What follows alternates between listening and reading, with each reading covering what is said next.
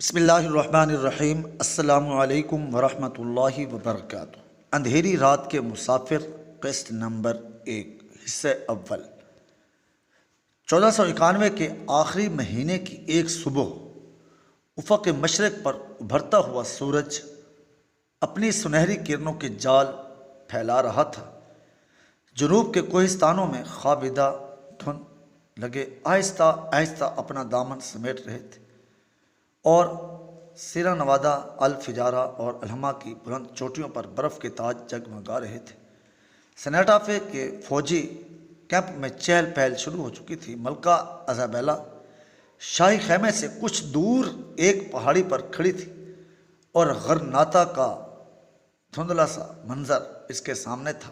کبھی کبھی اس کی نگاہیں ارد گرد پھیلے ہوئے خیموں یا پڑاؤ سے آگے ویگا کے نشیب و فراز میں ان ویران بستیوں میں جا رکتی، جہاں جلے اور اجڑے ہوئے مکانات جنگ کی ہولناکیوں کی گواہی دے رہے تھے۔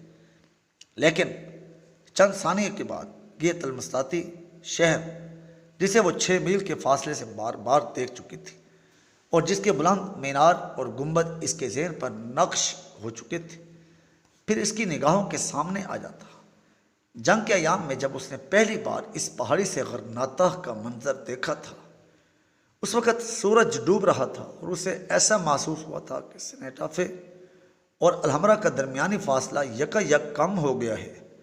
اس کے بعد پہاڑی اس کے لیے ایک مستقل سیرگاہ بن چکی تھی۔ اس کی سہولت کے لیے اوپر چڑھنے کا راستہ کشادہ کر دیا گیا تھا، اور چوٹی پر ایک خوبصورت شامیانہ بھی لگا دیا گیا تھا۔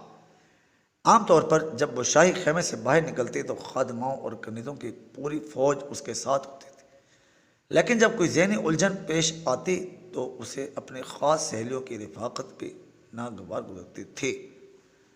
آج اس کی یہ حالت تھی کہ جب وہ شاہی خیمے سے باہر نکلی تو صرف 2 خادمائیں اس کے ساتھ تھیں، لیکن اس نے پہاڑی پر پہنچتے ہی انہیں بھی رخصت کر دیا۔ ایزابیلا اس بات سے پریشان تھی کہ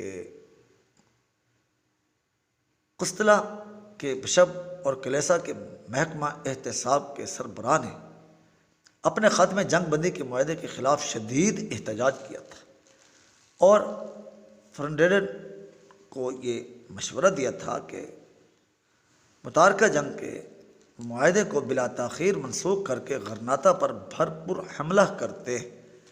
اس خط کا جواب دینا ضروری تھا، لیکن فرڈینینڈ نے ریمینس کے خط پر ایک سرسری نظر ڈالنے سے زیادہ کچھ نہیں کیا تھا۔ رات کا کھانا کھاتے وقت ملکہ نے تیسری بار اس خط کا ذکر کیا تھا، لیکن فرڈینینڈ نے یہ کہہ کر ٹال دیا تھا کہ ہم صبح غور کریں گے، اس وقت ہم بہت تھک چکے ہیں۔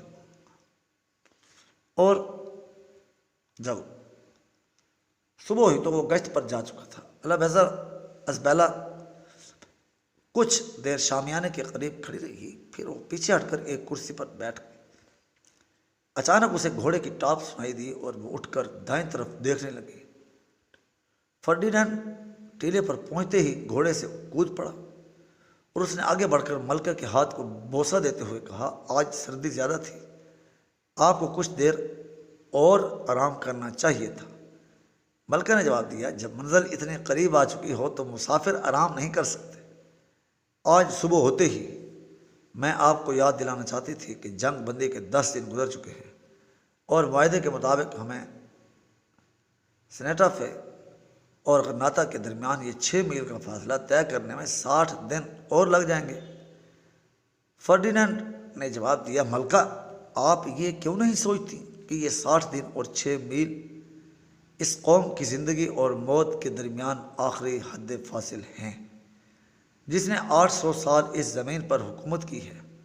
مجھے معلوم ہے کہ آپ کے ذہن میں بھی ابھی تک ریمینسز کے خط کا اثر ہے، لیکن اس بوڑھے پادری کو کیا معلوم کہ جس قوم کو ہم ہلاکت کے آخری کنارے پر لے آئے ہیں، اس نے چند برس کے اندر اندر جبل و طارق سے لے کر پیرے نیزے کی چوٹیوں تک کلیسا کے سارے پرچم سر نگوں کر دیے تھے۔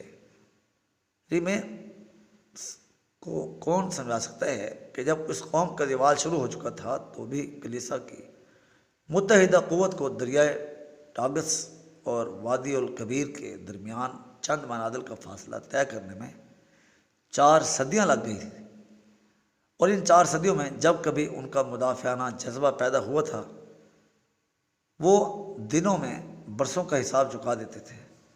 وہ دونوں کرسیوں پر بیٹھ گئے۔ ازابیلا نے کہا، میرا مقصد آپ کی رائے سے اختلاف نہ تھا۔ میں اس بات پر فخر کرتی ہوں کہ جن ہاتھوں سے اندلس کی آزادی کا چراغ بجھنے والا ہے وہ میرے شوہر کے ہاتھ ہیں۔ میں صرف اشتیاق کا مظاہرہ کر رہی تھی۔ اگر آپ ریمینسز کے خط کو اچھی طرح پڑھ لیتے تو آپ کو یہ غلط فہمی کبھی نہ ہوتی کہ وہ آپ کی عظیم کامیابیوں کو کوئی اہمیت نہیں دیتا۔ میں نے اس کا خط پڑھ لیا تھا۔ وہ چاہتا ہے کہ ہم بلا تاخیر متارکہ جنگ کا معاہدہ منسوخ کر کے غرناطہ پر چڑھائی کر دیں۔ وہ صرف ایک پادری ہے اور میں تمام حالات پر نگاہ رکھنے والا سپاہی ہوں، اور مجھے یہ سمجھتا ہے کہ اہل غرناطہ مر چکے ہیں اور اب صرف ان کی لاشیں نوچنے کا کام باقی رہ گیا ہے۔ لیکن میرے نزدیک غرناطہ ایسی حالت میں بھی ایک ایسا آتش فشاں پہاڑ ہے جس کی تہہ میں ابھی تک لاوا ابل رہا ہے۔ اس آتش فشاں کے دہانے پر کلیسا کے اقتدار کی مسند سجانے سے پہلے مجھے اس اطمینان کی ضرورت ہے کہ وہ لاوا ٹھنڈا ہو چکے ہے۔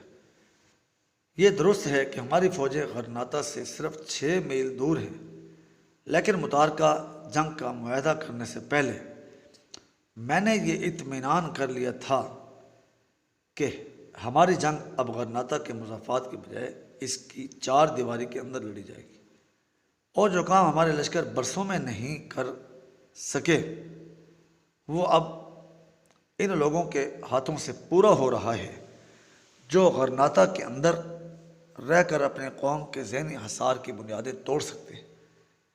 کیا میری کامیابی معمولی ہے کہ جو مقصد ہمیں ہزاروں سپاہیوں کی قربانی پیش کرنے کے بعد حاصل ہو سکتا تھا وہ اس شخص کے ہاتھوں پر پورا ہو رہا ہے جسے ہمارے دشمن اپنے آخری قلعے کا محافظ سمجھتے ہیں؟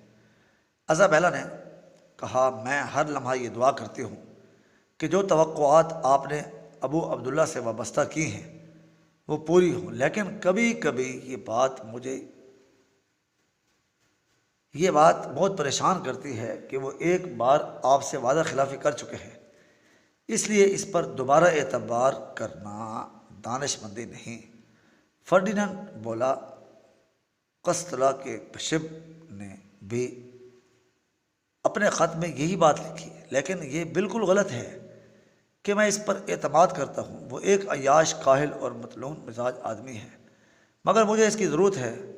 مجھے اس کی اس لیے ضرورت ہے کہ اپنے قوم کی تدبیر کے لیے جو سامان اس نے پیدا کیے ہیں وہ اور کوئی نہیں کر سکتا۔ آج غرناطہ کی حالت اس شیر کی سی ہے جو زخمی ہونے کے بعد کسی جھاڑی کی اوٹ میں اپنے زخم چاٹ رہا ہو۔ اب میں آگے بڑھ کر آخری وار کرنے سے پہلے ابو عبداللہ کو اس بات کا موقع دینا چاہتا ہوں کہ وہ اس زخمی شیر کو باندھ کر میرے قدموں میں ڈال دے۔ ملکہ نے کہا، آپ کو یقین ہے کہ اگر آئندہ 60 دن کے اندر اہل غرناطہ نے لڑنے کا فیصلہ کر لیا تو ابو عبداللہ ان کے جوش و خروش کے سامنے ٹھہر سکے گا؟ فرڈیننڈ نے جواب دیا، ابو عبداللہ جیسے لوگ ہر آندھی کے ساتھ اڑنے والے اور ہر سیلاب کے ساتھ بہنے کے لیے تیار رہتے ہیں۔ اسے ہمیشہ کسی سہارے کی تلاش رہتی ہے۔ جب ہم نے اسے سہارا دیا تھا تو اس نے اپنے باپ کے خلاف بھی بغاوت کر دی تھی، اور پھر جب موسیٰ بن ابی غسان نے اس کا ہاتھ پکڑ لیا تھا تو وہ ہمارے خلاف کھڑا ہو گیا تھا۔ اب غرناطہ میں کوئی دوسرا موسوی نہیں ہے، اور ابو عبداللہ آج ایک ایسے آدمی کے قبضے میں ہے جسے میں اپنی فتح کی ضمانت سمجھتا ہوں۔ وہ اسے ایسے مقام پر لے آیا ہے جہاں سے واپس جانے کے لیے کوئی راستہ باقی نہیں رہا۔ ہمیں خدا کا شکر ادا کرنا چاہیے کہ جس آدمی کو موسیٰ بن ابی غسان نے اہل بربر اور ترکوں کے پاس اپنا ایلچی خاص بنا کر بھیجا تھا وہ مالٹا کے قید خانے میں پڑا ہوا ہے۔